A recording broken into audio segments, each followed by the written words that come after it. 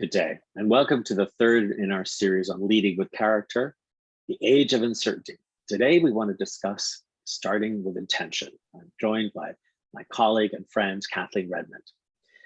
Kathleen, we've heard a great deal about character leadership, and we've certainly talked a little bit about it in the last two series that we presented. But can you tell us in more detail, what does it mean exactly? Sean, thank you. And I think this is such an important question because we talk about character all the time, but yet, what is the definition of character? So leaders are judged by their behavior, and their behavior is comprised very simply by their words and their actions, what they do and they don't do, and what they say and they don't say. That's the real simple overview of this. But in order to understand character, and certainly good character, we have to look at a model. And the model that I'm very proud to present, which is in my books as well, and as you know, was developed some years ago with another psychologist before I knew you, Sean, but Dr. Corinne Volatility Van Dyke helped develop this model, which says that behavior is that outer orange action, which is what people see and hear. So words and actions are housed in behavior.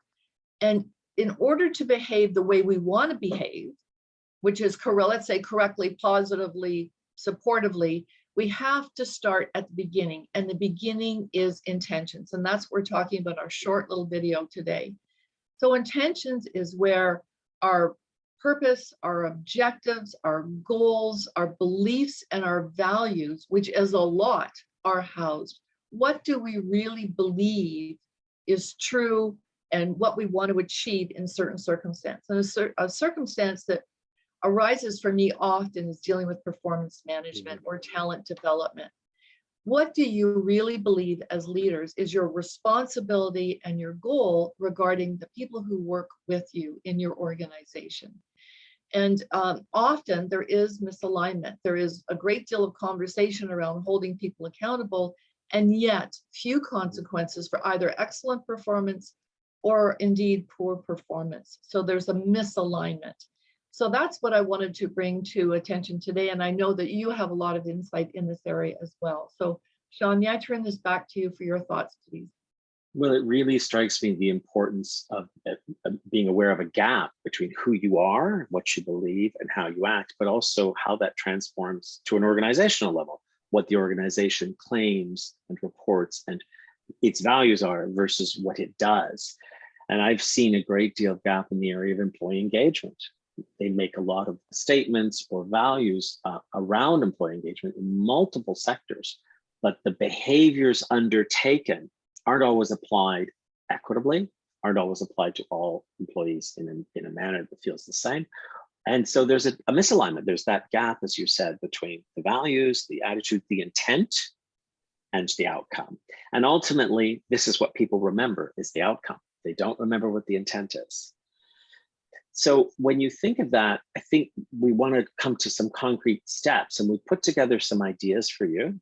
These are some thoughts that I pulled together for you as individuals to think of on a leadership team, senior managers, both to ask yourself directly, but also ask, and this is the hard one, to ask if you've ever observed a misaligned behavior by a colleague.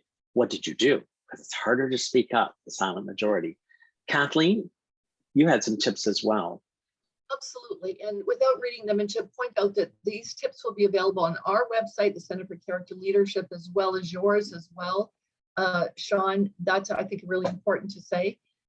They will be there. And, you know, this notion of you have to get it right with yourself first in terms of your own beliefs and values, and then with your leadership team. But so importantly, to ask your people, to ask your teams how they're perceiving the impact of your behavior. Really, really important. So I hope these tools are important.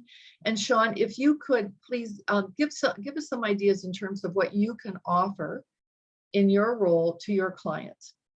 Well, what we can do is coming exactly to the point you raised, Kathleen, is we can offer some validated tools, actually self-assessment and or organizational assessment tools to really help narrow down that gap and identify where and why that gap is there.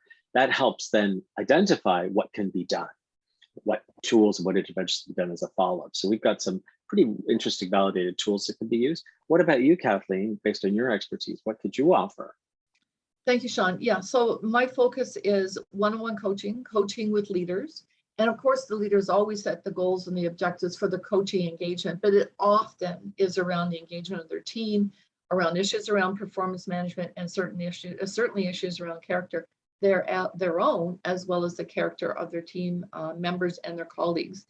And facilitating my session, which is the leader as coach, essentially helping leaders develop tools to be really good coaches in their role as leaders. So those two elements, I think, are a real key focus for me. So thank you, Sean, for asking.